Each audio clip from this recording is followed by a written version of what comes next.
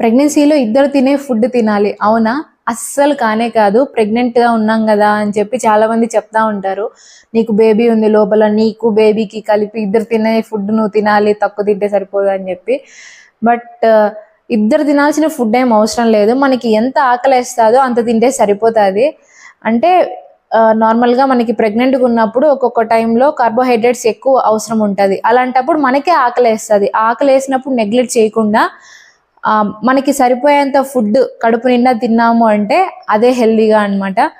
So ఇద్దరు తినాల్సిన food అయితే ఏం అవసరం లేదు. కానీ అలాగని చెప్పి డైట్, ఉపవాసం లాంటివి ప్రెగ్నెన్సీలో అస్సలు చేయకూడదు. లోపల బేబీ ఉంటుంది కదా, మనకి ఎఫెక్ట్ అవుతుంది, బేబీకి ఎఫెక్ట్ అవుతుంది. బీపీ లో అవ్వడం కానీ, షుగర్ డౌన్ అవ్వడము, ఇలాంటి ప్రాబ్లమ్స్ వస్తూ ఉంటాయి డైట్, ఉపవాసం లాంటివి చేస్తే.